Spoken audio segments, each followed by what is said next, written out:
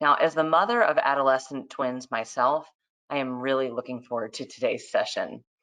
We all know from working with teens, raising teens, or even from when we were a teen ourselves, that this is an extremely tumultuous time, even under the best of circumstances. And when we layer in the additional complexities, stress and anxiety of the unknown, the intense emotions around what we're seeing on the news, plus the obstacles preventing us from seeing friends, we know that connecting with and comforting the teens in our lives has never been more important.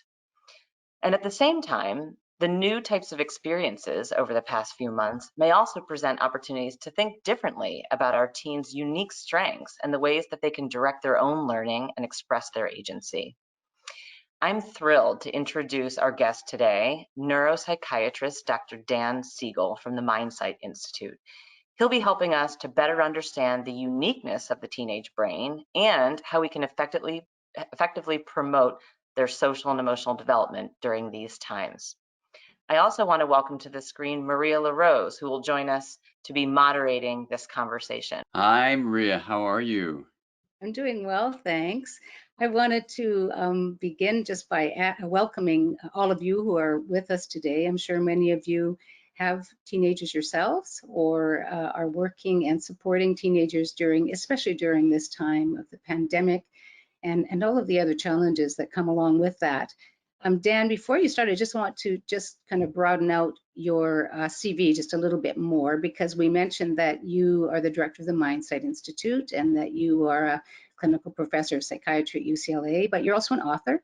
And one of the books that you wrote is called Brainstorm, and it's exactly about this very thing, which is the teenage brain. But also you are a parent, and your own kids are no longer adolescents, but they were when you were writing the book, and you were a teenager. That is all true. Absolutely, Maria. Yeah. That last one does matter, I think. I remember once my father saying that one of the only things you need to know as a parent is to have a good memory. And I said, what do you mean? He said, remember what it felt like to be any given age. Yeah. So with teenagers, that might help a bit. That's exactly right.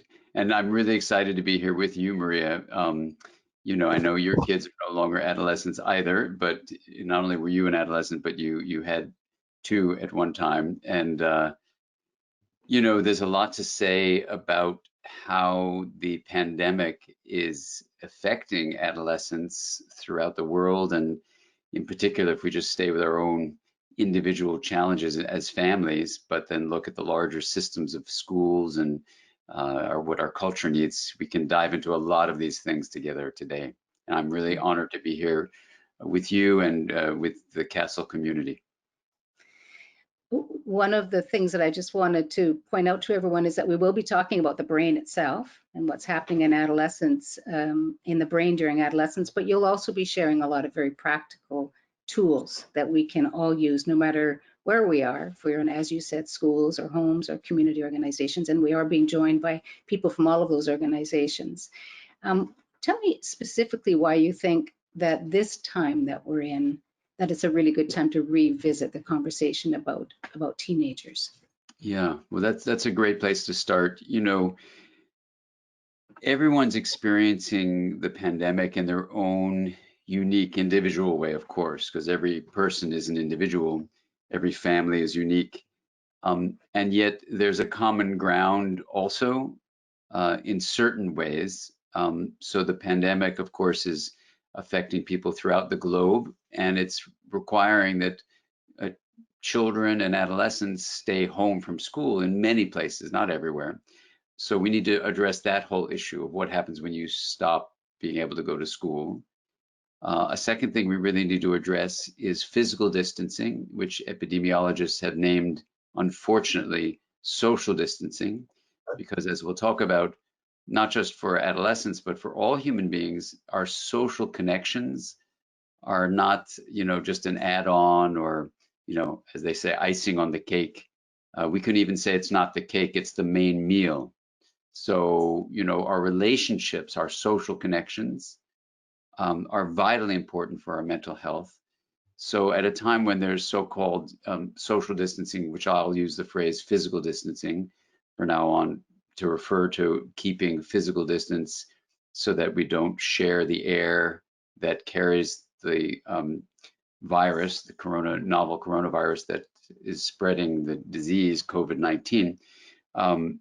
That's a second issue. We need to talk about what that physical distancing is doing to adolescents. And a third thing just to say is that the whole issue of the pandemic is revealing a couple of really profound human truths that for an adolescent especially, I think, need to be addressed.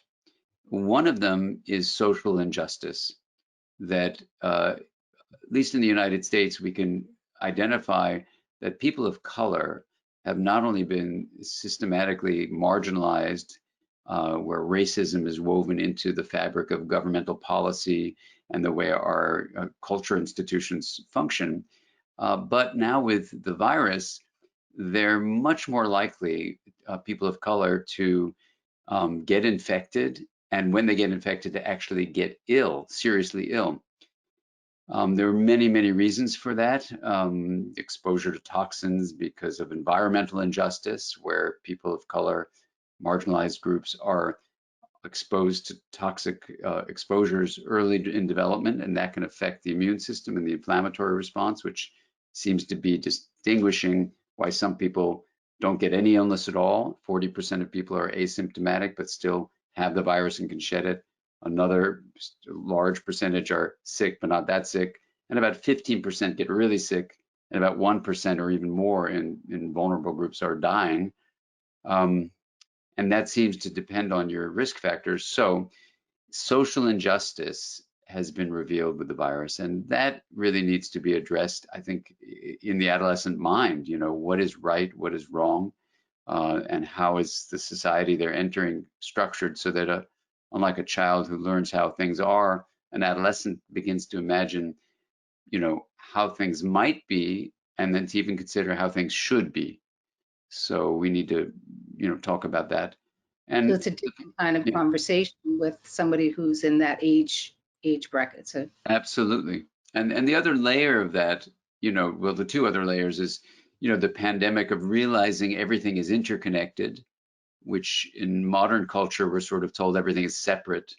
So adolescents, I think, can realize what will identify as epistemic trust. Can you trust that authority figures like adults around you, your teachers, your parents, are giving you the truth? So, at least in the United States, there's such individualism that is now being affronted by the reality of interconnection that the virus reveals, that social injustice reveals, and also when we look at the larger pandemic of, environmental destruction by human beings in the Anthropocene era, this new era we're in. I think adolescents, Greta Thunberg is just an example of that, but there are many other adolescents who are really mobilized to say, we're not going to accept your passive way that you've slowly come to realize how you yourselves, your generation, have continued to create, maybe not on purpose, forces that destroy the world that we're going to inherit. So that's also being revealed in the pandemic. And finally, I'll just say one more thing about adolescence. When we get to be adults, as I think any of us know, you want to have things that are predictable. You want to have a niche that you work in, an occupation you're in, and you want to have things that are, filled with certainty. That's kind of, in a way, of describing what adulthood is like. How do you sort of optimize certainty? But the reality is life is filled with uncertainty. So this pandemic, just to address that part of the question, is forcing all humans to address uncertainty in so many ways. And in a way, it's unveiling a deeper reality that life is always uncertain. Now we're faced with it, absolutely, you can't escape it, but it's always been uncertain. So I think adolescents on some deep level kind of know that, and we need to talk about existentially, in terms of their existence, what it means to go from a child to being an adolescent, and your brain changes in certain ways that it's remodeling, that you begin to be able to literally have representations of these issues, these existential issues. What's the meaning of life? Why am I here? Should I be here or not? and the unfolding, as we know, of so many major psychiatric disorders, if they're going to ever be present in a person's life, they're going to present most likely in adolescence. So that's another reason, with the stress of the isolation we're in now and all the changes, that the increase in depression, anxiety, suicide, substance abuse, and in the case of families, domestic violence, all these things are increasing in a huge way, and appears to be directly related to the stress of the pandemic. So this is a topic worth the time we're going to spend, and a lot more time too, but we can think of this as the beginning of a conversation. Yeah, what you've laid out is really the complexity of the time we're in. And I could feel my shoulders starting to rise up with, oh man, or maybe it's go down, whatever one it is, with the weight of what you're describing. But you did mention Greta, and as an example of a young person who, for whatever reason in her own life, had what it took to be resilient in these times, to demonstrate agency in these times. And this conversation you and I are going to have is going to begin to maybe give some clues to how we can support young people in a way so that they're able to, survive and maybe even thrive through these times and through their whole adolescence. And we're going to start to dig into that. But first, maybe just tell us, what do you mean when you say teenagers? Is it 13 to 19? Like what ages are we talking about?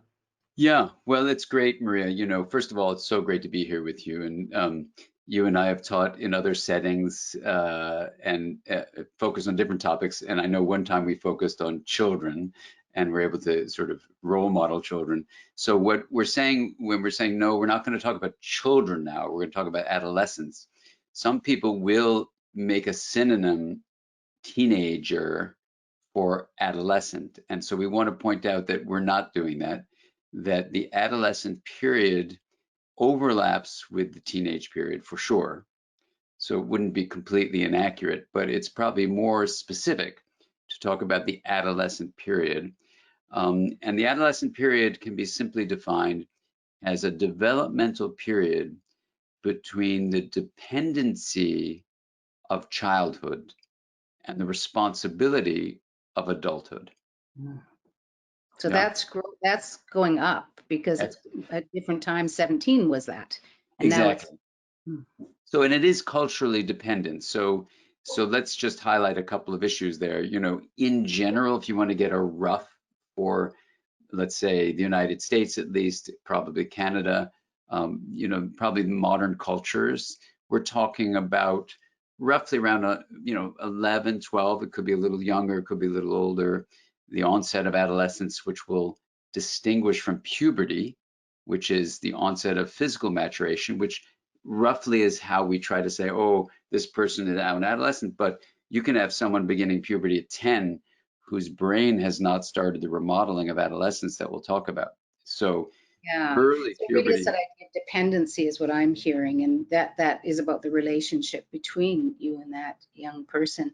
When I think about the term teenager, it almost automatically comes with just horror in the face of parents. For example, people start dreading the teenage years when their children are very young, I've noticed. And maybe so you could just talk to us a little bit about what are some of those things that are myths about teenage and how are adolescents, and how those myths can get in the way of their healthy development. Well, totally. It's a great place to really dive into the adolescent question, because when I finished medical school, I went to pediatrics at first. So I was taught how to work with kids and adolescents from a pediatric point of view. And then I transferred over to psychiatry, where, when I went to child and adolescent psychiatry, we were specializing in working with teenagers, and those were the kids and the adolescents were the main people I was seeing. And then around that time, I had my own kids, as you pointed out, and they were then going through childhood and then into adolescence. So when I ultimately wrote the book Brainstorm, which I wrote actually for adolescents themselves to read, because there was nothing I could find that I could give my own adolescent kids that busted the myths that were so prevalent, not just in my training in pediatrics and also my training in child and adolescent psychiatry. Myths, that is, things that were taught as truths that were actually falsehoods. So I'm not saying people did this on purpose, But when you looked at the science of adolescence, you realized the things we were told in our group of parents, just like you're saying, who were so worried when our kids were in preschool. What are the teen years going to be like? You know, what are some of the myths? One of the myths is it's going to be a horrible period of life. And that just doesn't have to be the case.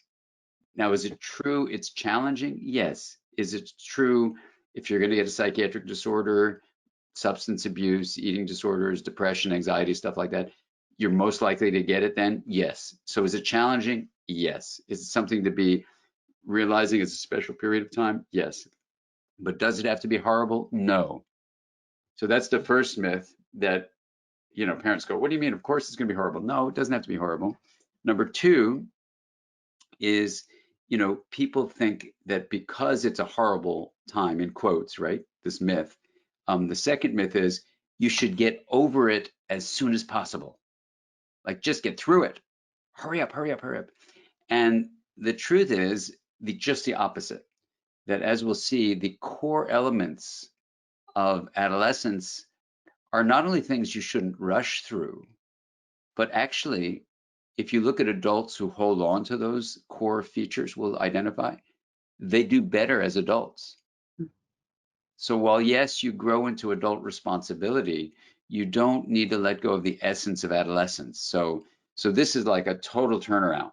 And Yes. you know, this was the conclusion of Brainstorm. And then I had lunch with Lawrence Steinberg, who's one of the world's leading experts on research on the adolescent and the adolescent brain and stuff. And Larry and I were having lunch, and he was just publishing his next book, beautiful book called I think The Age of Opportunity. It's a great book, which is kind of like summarizing all the science for professionals, whereas Brainstorm is for parents and therapists and adolescents themselves. But they were an incredible match because they came to the same conclusion, looking at the same body of research, but not communicating with each other. And Larry says, if you want to have a great adulthood, hold on to the core features of your adolescence and Okay. don't make it go away fast. So that's exactly where we're going to go now, to look at what are the qualities of a teenager and what makes these things an opportunity and what makes these things a risk. Yeah.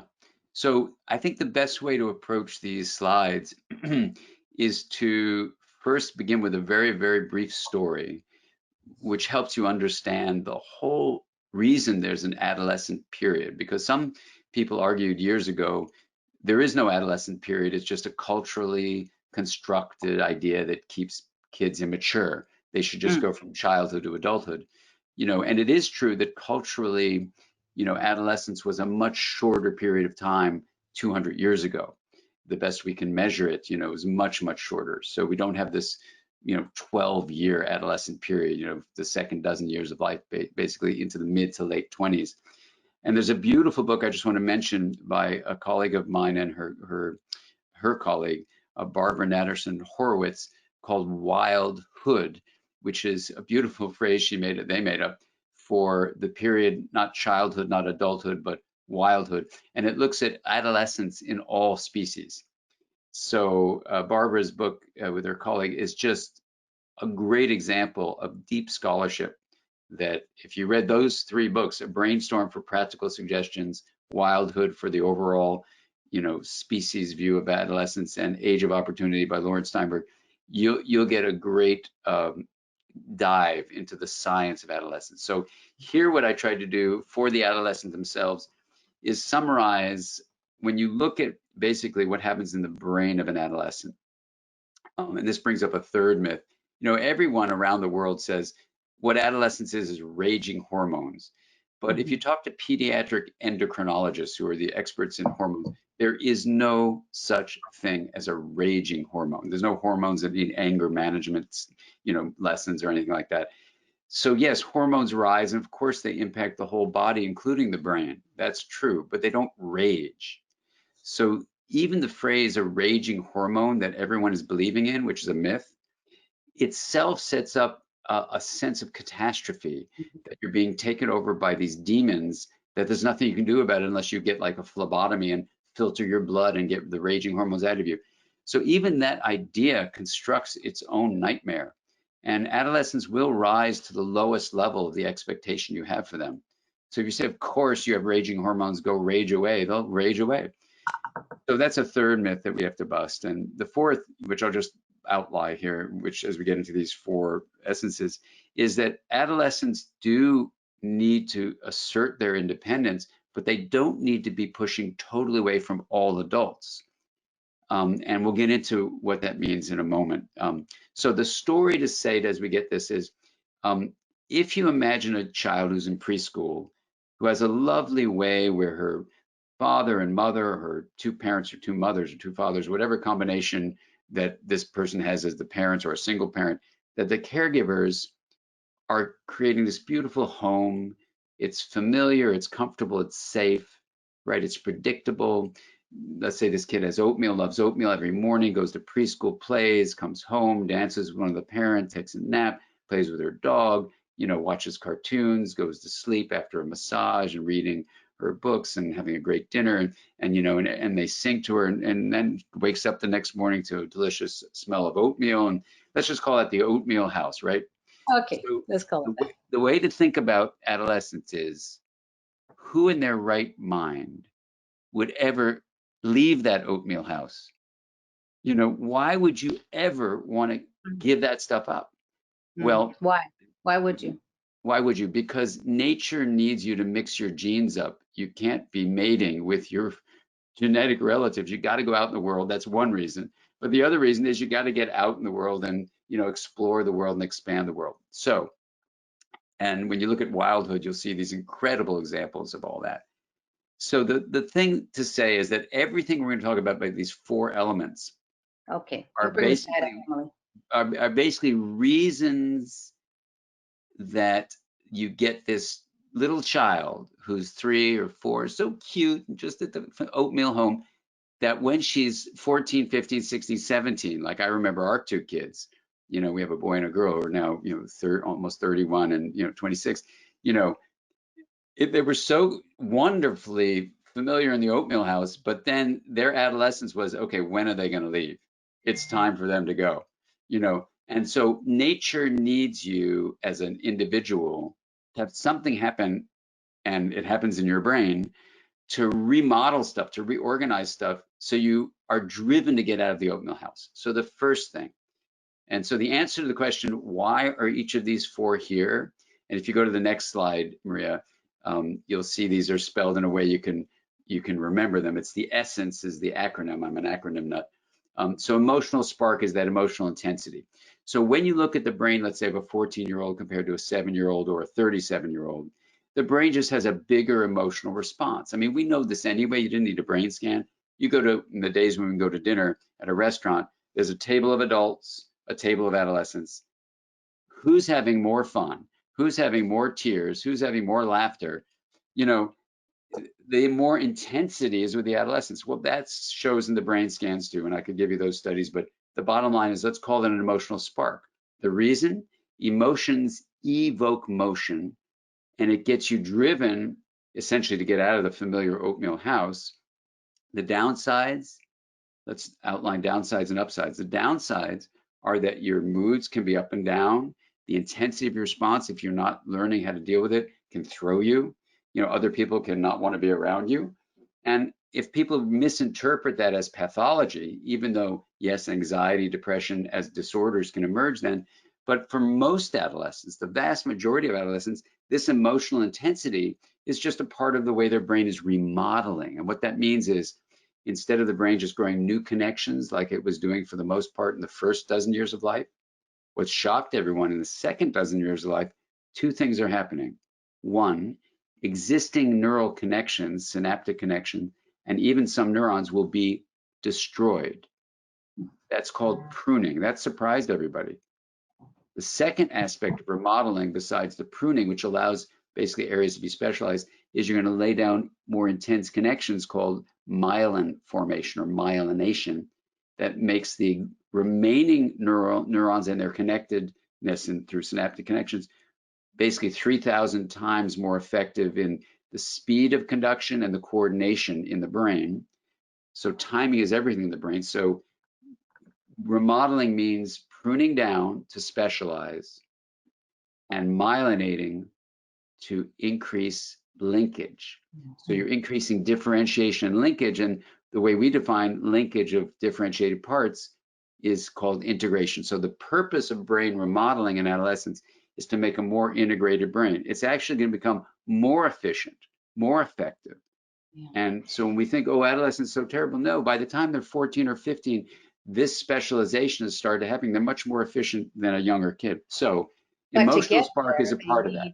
But to get there, what I'm hearing is that there's pruning, and I'm not much of a gardener, but I think that there are influences about how much to prune, when to prune. So there are influences in these young people's lives during that process. They're not living in a paper bag, right? So that means adults in their life have an influence on whether these things that are on the screen right now are more of a risk or more of an opportunity. Is that right? Right, because the opportunity is it's a passion. The emotional spark is a passion. We could talk about the parts of the brain if you want, and there's a hand model that of course is way oversimplified, but it helps you know that the deeper areas of the brain, including the limbic area, for example, when you do brain scans, are just more intense in their reactivity that then influence the cortex where reasoning happens. So, you know, the upside is you can teach adolescents, instead of, you think about emotions as waves, instead of being thrown by these bigger waves or avoiding the surf altogether and just staying on the beach, you need to teach adolescents to surf the waves of their more intense emotions. And when they do that, they develop what I call MINDSIGHT skills, basically social and emotional skills that are the basis of SEL. Insight, empathy, and integration are what you can teach when you're working with emotional intensity. And the brain remodeling in these limbic areas and their relationship to the cortex. So in the hand model, you have this, you know, body is here with the spinal cord here. The brain stem is represented here in the palm, the limbic area here, and you know the cortex here. People will say to me, "That's the triune model of the brain by McLean. It's outdated." And I said, "Please read the 500-page third edition of the Developing Mind, and you'll see this hand model there, because I do not think it's outdated. What I think you need to do is, of course, elaborate it, because it's way simple. The brain is much more complicated with about, you know, 1,000, you know, thousands and thousands and thousands of connections among, you know, trillions of connections among these 100 billion or so neurons. So of course it's more complicated than this, but this is a good place to start. And when you teach this to parents or teachers or adolescents, it's really, my daughter says don't say this, but it's really handy, you know, and that's her drawing. Tell me why. Tell me why. And in a minute, we'll go back to that slide about what is MINDSIGHT and what are we trying to achieve here. But why would that be handy or useful? Oh, because when an adolescent knows how their brain is influencing their experience, there's a simple adage: where attention goes, neural firing flows, and neural connection goes. So with the education of an adolescent for social and emotional skills, I call them MINDSIGHT skills. You know, Dan Goleman in the foreword to the book MINDSIGHT basically says that MINDSIGHT is the basis for social and emotional intelligence. So if you say, what's the mechanism of SEL? It's MINDSIGHT. That's basically the idea. These constructs were developed independently, but anyway, they're overlapping notions. MINDSIGHT, which is a word I made up in medical school, and my professor didn't have it. They didn't have insight, empathy, nor integration, and it drove me mad. It drove me to drop out of school. And when I was an adolescent, and when I came back, of course, they hadn't changed, but I had this word and this concept. This is back in 1980 and 81, and you know, then my professor of neuroscience, David Hubel, won the Nobel Prize to show that experience shapes the structure of the brain. So I thought, as a medical student, if I use MINDSIGHT for myself and my patients, these processes will be like David's experiential ways. That's why he got the Nobel Prize, that shaped the brain. So I, in the early 80s, felt that this would be the mechanism that was probably going to be helpful. So we can talk about that another time. But well, it's bottom so line is, too, Dan, because you're so right about this being totally aligned with social and emotional learning. You know, the 5 competencies that are part of the social and emotional learning framework. I see them in here, and maybe if you describe a little bit about what is it, these are the things that we want to help develop in young people. Well, if we think about insight as the capacity to not only have, you know, sensations in the body, images, feelings, thoughts, so that's another acronym, SIFT, you know you have those in your mind. Everybody has those as subjective experiences, but what not everyone has developed is a kind of second order map is what it's called, where you say, oh, right now, this is a sensation in my body and my heart. This right now is an image, you know, of redness, of anger. This is the emotion of anger. This is my thought, you know, I'm really angry at my friend for doing X, Y, or Z. You know, we can have the anger toward our friend, but not have the MINDSIGHT ability of insight to basically make a map. This is my mind. My mind is now filled with anger because my friend did these 4 things. I think what I should do now is talk to my friend. That would be a MINDSIGHT skill. And that comes from practice and Yeah. being talking about emotions, you know, having literacy around emotions. And Yeah, and if you go back to the prior slide, you know, Maria, we can see that you asked the question, you know, what shapes this remodeling? And you see how these all go together so that where attention goes, neural firing flows, neural connection grows. What that means is that it's a use it or lose it principle. And this is when I teach adolescents directly in middle school and high school, you know, as I've done, you know, in Canada before, you know, I teach them, I said, look, adults will tell you all sorts of things, including me as an adult, but it's really up to you. Your attention is your business. So if you want to just play a video game with your right hand moving a mouse, you're going to develop the part of your brain with the right hand moving the mouse. But if you want to interact with your friends, if you want to play a sport, if you want to play a musical instrument, if you want to learn a foreign language, now's the time to do it. And it's up to you. It's up so to are you. you, do you really find that helps? You mean Oh if you my God. explain that to an adolescent that it'll actually go When ahead? you teach adolescents the hand model of the brain, and I say to them, your brain is now starting to prune itself down. Their eyeballs like pop out of their head and they go, what? I said, yeah, it's genetically programmed to happen, but it's going to be modified by experience. Show, You're in, show me the model. Show me what you do, because that's one thing, but it actually does something, right? yeah, and I said, look, the overall point of the differentiation is to give you more skills, and those skills will be dependent on what you do with your attention. Hmm. So I said, it's up to you. You're going to drive energy and information flow through this structure in your brain. And I'm going to tell you how it works. I tell them it's in there like that. And I said, so in the end, the differentiation happens by the pruning. So it's becoming different areas. They're specialized. Yay, they love that. And I said, but then you got to link the specialized areas like a team that's going to work together. They got to learn how to communicate with each other. That's the myelin. You're going to lay that down too by experience. And overall, when you do those 2 things, when you differentiate with pruning and you link with myelin formation, you're going to make a more integrated brain. You're going to have this incredibly strong brain, and they love that. I said, but you know something, it's up to you. If you start using drugs and you start just doing a mouse thing with a video game and nothing else, and don't balance your brain with lots of different activity, it's a use it or lose it process. And that's totally up to you. So what do you want to do? I said, you don't need to worry about this or that, what adults are telling you. What do you want to do? Oh my God, they get so activated because I said, it's up to you. And this is where the SE comes in. The second part is social engagement. They look around their friends and they realize collectively, because the reason for that is to get out of the oatmeal house.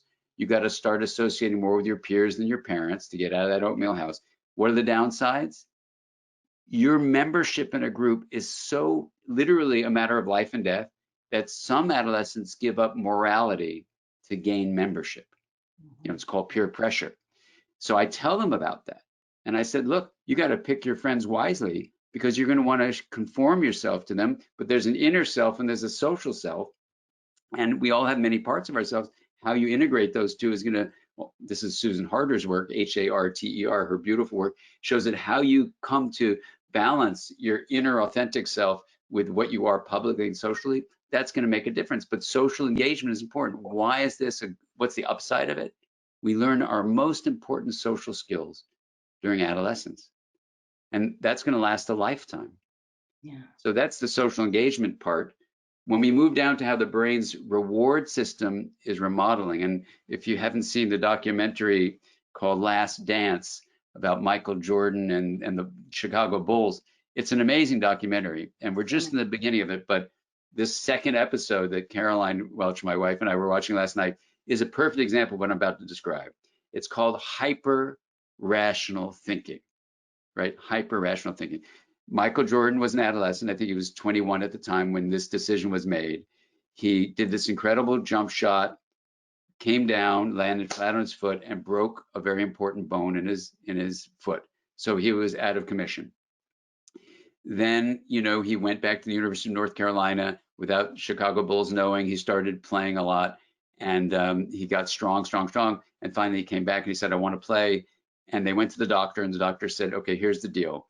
There's a 90% chance that you can play, and it'll be absolutely fine, but a 10% chance it won't be fine."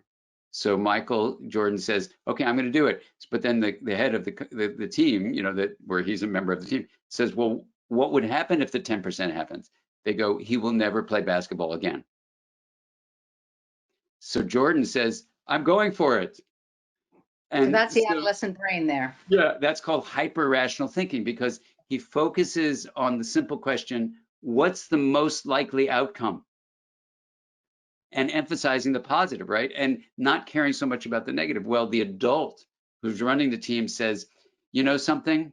I hear your enthusiasm, but if I gave you a pill and I said 9 out of 10 chances this pill is going to help your headache, but 1 out of 10 it's going to kill you, what would you do?" And then his response was, "It depends on how bad my headache is." It was such an example of hyper rational thinking. I was so happy we're going to talk today because I was watching this. Anyway, the point is, I know people don't like that phrase. That's just what scientists use, hyper rational, because the reasoning is very mathematical. 90% is greater than 10%. I'm playing. So they let him pay for 7 minutes each half. Anyway, and it worked out okay. But the point is, for novelty seeking, what you're doing is you're getting hyper rational thinking, but you're also getting this change in the amount of dopamine that's there. Some people say the baseline levels are lower, so there's an UTSI, restlessness, sometimes depression if it's too low, but the release levels are much higher. And the biggest thing that releases dopamine is novelty. Okay. So why do we have this? To get out of the oatmeal house for a new house. What's the downside? Adolescents are 2 to 3 times as likely to have permanent damage, including death, by something an adolescent caused.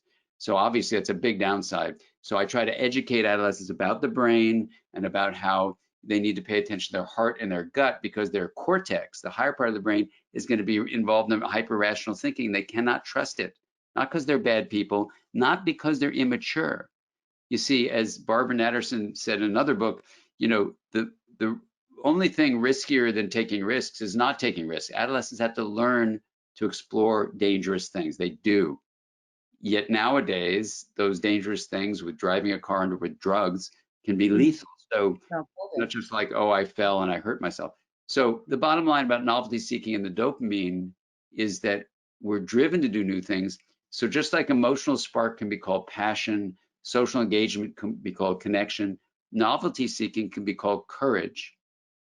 And the final one, just to finish these 4 up, is creative exploration. The way the brain is working, unlike a child that's seeing how things are, now an adolescent's imagining how things could be.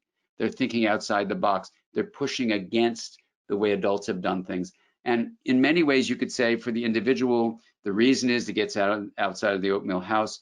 The downsides are people can feel very disappointed in adults when they realize how the world should be and they realize how the world is. There's a lot wrong with our world. And the upside, though, is its creativity, right? It's imagination. And this imagination is, I think, when you look at the major achievements in science, in technology, in art, and in music, mostly, not all, but mostly that comes from adolescent minds into the mid-20s. Albert Einstein's major ideas came before he was 26. He was still an adolescent. We have this view that adolescents have nothing to contribute. They are the hope for the future. This creative exploration is what's going to get us out of the trouble we're in. So we need to really raise them up for the incredible resource that they are, support them in their essence. And as adults, think about how many of these 4 you have retained. Many, many adults that I know have lost all 4. And as one adolescent in a high school said when I was teaching there, he raised his hand, he goes, "Oh, I just thought of something." I said, "What'd you think of?" He goes, maybe that's why the adult generation hates us so much. We have what deep inside they know they've lost. That's And interesting. yeah. You know, Dan, as I look at this list, I'm thinking a couple of things. One is I need to just stop here for a minute and ask you, on behalf of everybody who's watching this webinar, I hope, how do you maximize the potential of these things and minimize the risk, especially when this is a time when young people are turning more towards their peers than they are towards their parents? I mean, this is like systemic social emotional learning requires an ongoing warm relationship, or that we provide places that are positive, spaces that are positive. So what would you say to the person right now who's asking, how do you do that when you're not Dan Siegel? How do you get their attention? How do you get them to engage in the positive?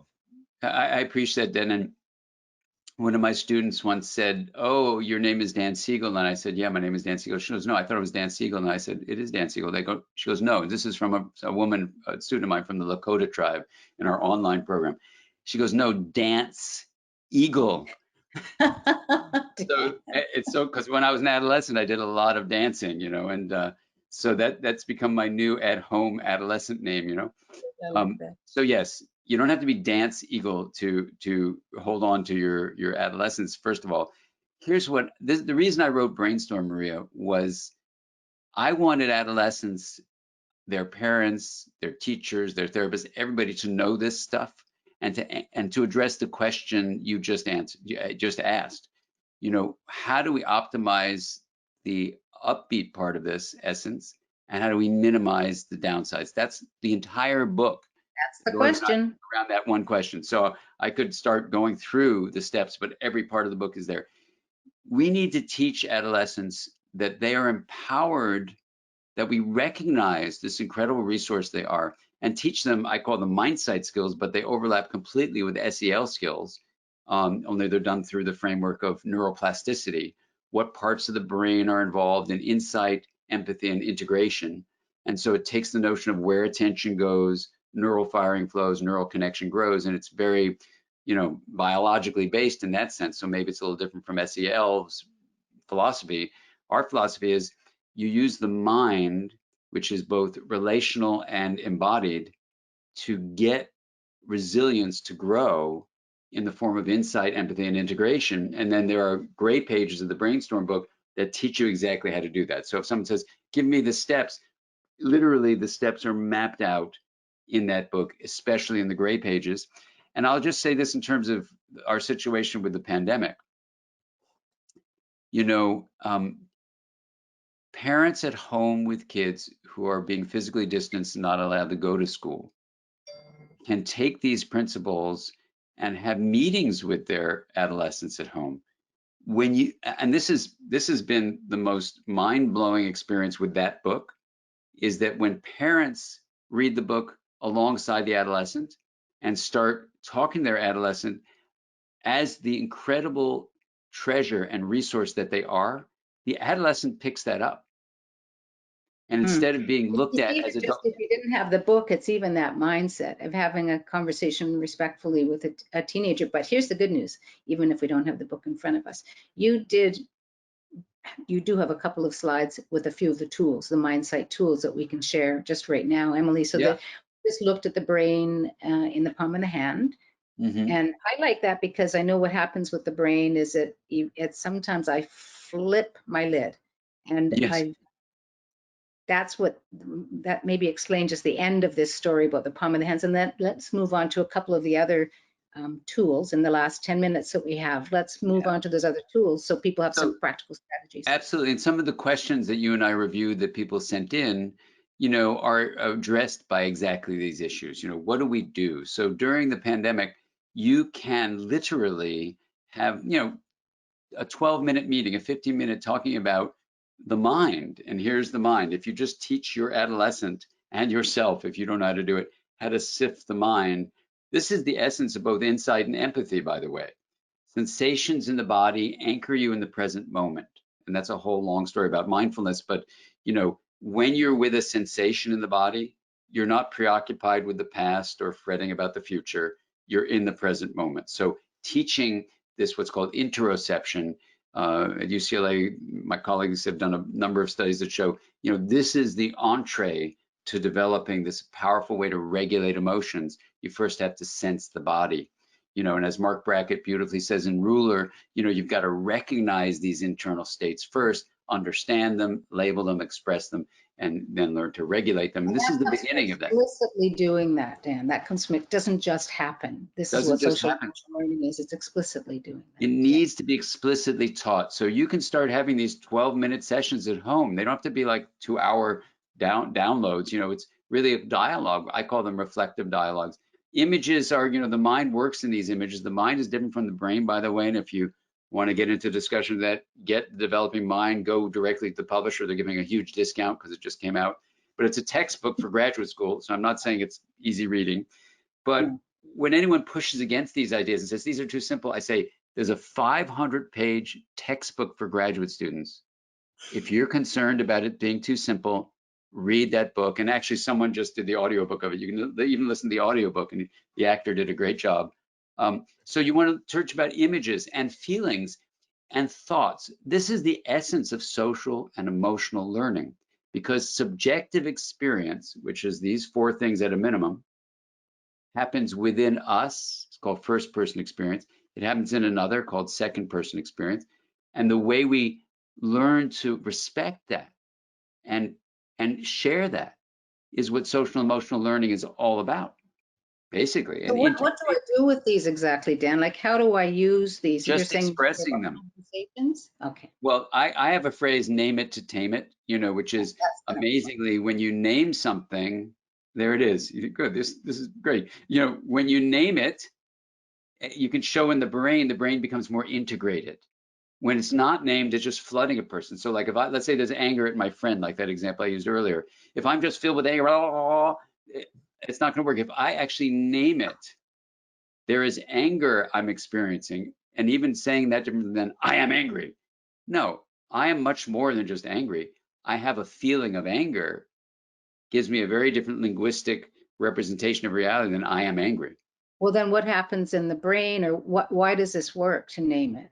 It works, there's probably a number of reasons, but the body itself puts its first input, which is where emotion comes from. We have a bunch of books in our series on that, interpersonal neurobiology series. But anyway, it comes up to the right hemisphere first, where there are no linguistic terms like we're talking about, The feeling comes up there. So the feeling comes up there. There's autobiographical memory that's dominant in the right, and I know it's politically incorrect, but scientifically accurate, actually, to talk about the difference between the left and right. And if you want to question that, please read the Developing Mind, 500 pages. There's a whole chapter about that.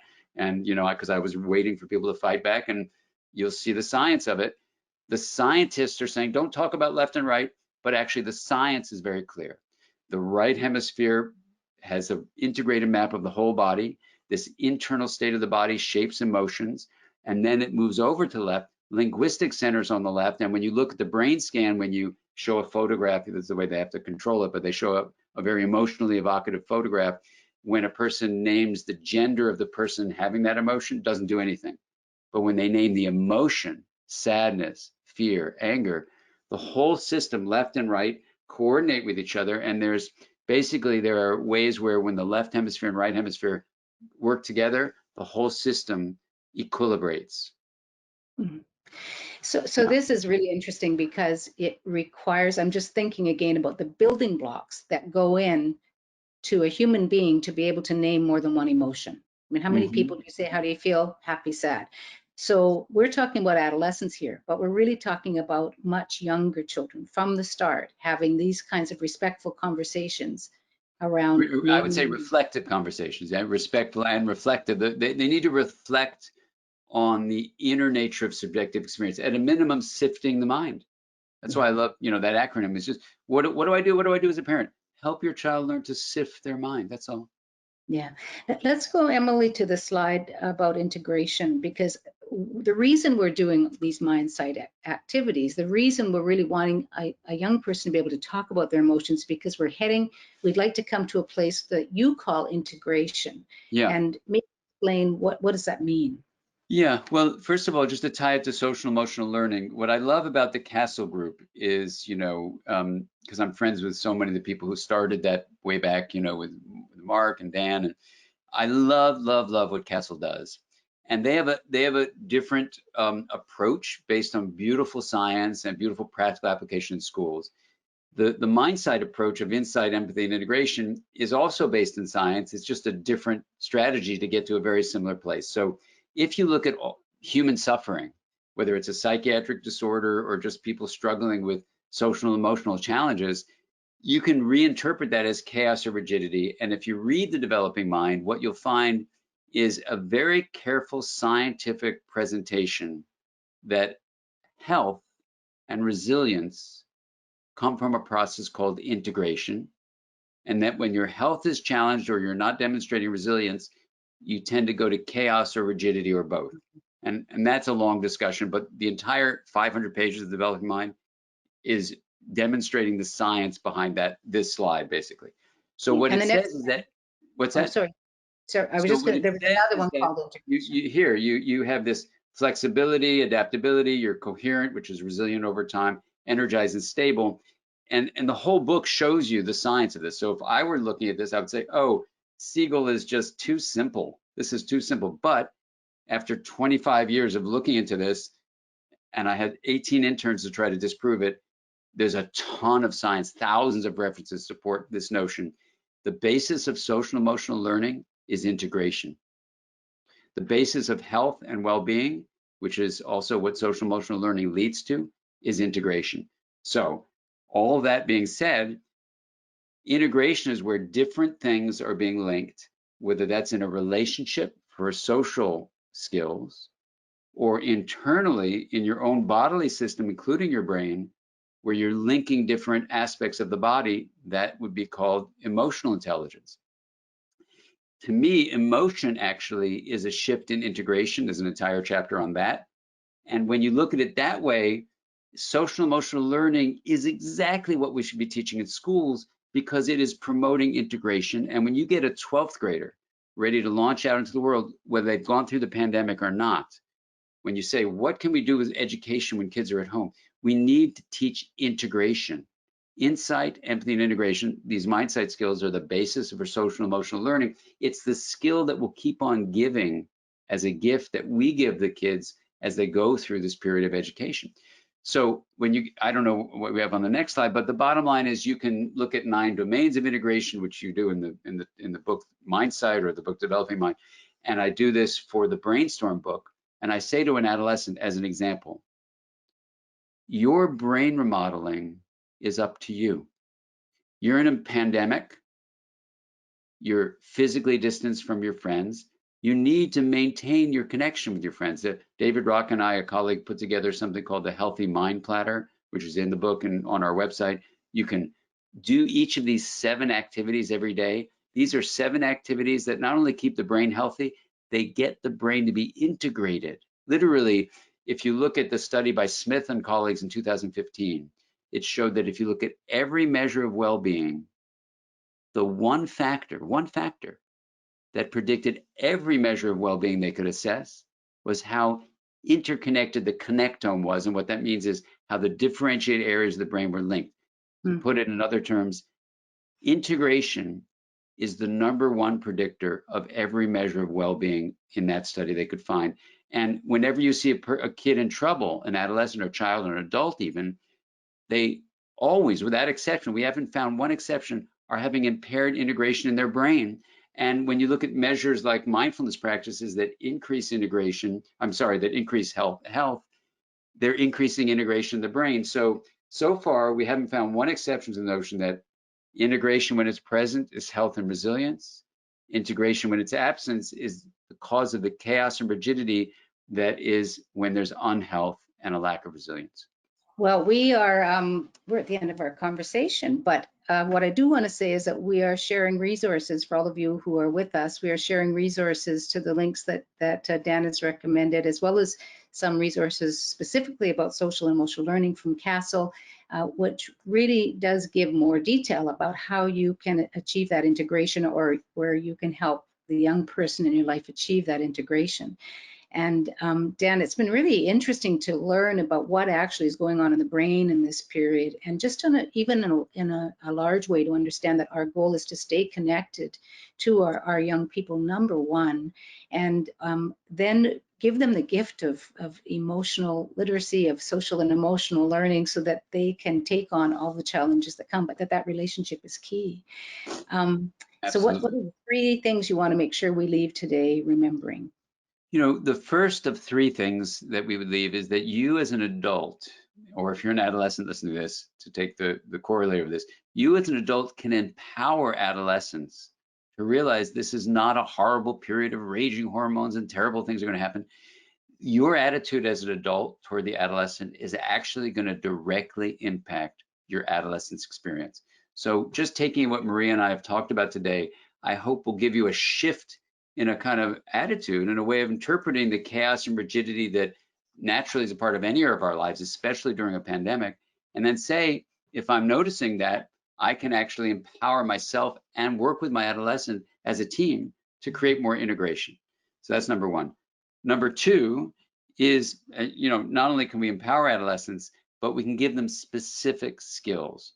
So whether you call them the skills of social and emotional learning, which CASEL beautifully teaches, or call them MINDSIGHT skills, which are basically synonyms for social and emotional skills, but it looks at the neural networks that you're going to use attention to try to stream energy through by the choice of the adolescent, so that they learn these skills of how to basically change the way their brain is being remodeled. So it's a very neuroplasticity oriented approach that gives you very specific fine-tuned skills that are based on brain anatomy and brain function. So that's the second take-home message, is you can actually learn these MINDSIGHT skills that are neuroplastically inspired to get your child to develop a more integrated brain. And the third take-home message is exactly what you said, Maria, is that the mind is both fully embodied, so we're talking about neural integration and stuff like that in point number 2, but the mind is equally present in our relationships.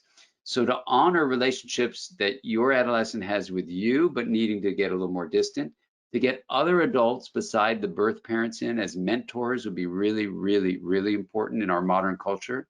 To honor their need for social connection, even as they're physically distancing. And also to realize that our connection with nature is not just, oh, we live on this planet and it's just the container in which we live. This is a part of the mind. And so as adolescents say, and there was this beautiful, I wish I could remember her name, from Seattle, a wonderful adolescent who did work with Greta Thunberg and is doing active work in the environmental work. The journalist asked her in the New York Times Magazine, so it was called Eco-Anxiety, it was that edition, and he said, isn't this really stressful for you? And she gave the most beautiful, powerful response. She said, you know what's really stressful? Is pretending that the world is okay and just trying to go out and ignore reality. So while it is painful to look at what reality is, it's much more stressful to pretend that things are not the way they are. And I was so inspired by what she said. And adolescents can teach us so much. So that's the provided some tools for doing that. Sorry, Dan, but you've provided some ideas and some tools for doing that, for allowing that part of all of us, that is, everything's not easy, everything's complex, to come out in a safe way because of the kinds of tools that you, and as you've mentioned, CASEL and social and emotional learning offers. Thank you so much for taking a very big conversation and condensing it into this 1 hour webinar. Into its essence. And as we leave, I just want to share my takeaway, and that is that this is hard work for adults. And I want to just reinforce something you said about adults also need to take care of themselves. So as we leave you today, I guess that's the one takeaway I have, that I hope that you will take care of yourself as the adult in these relationships. I hope that you'll stay safe, and I hope that you'll stay connected. Thank you. Thank you.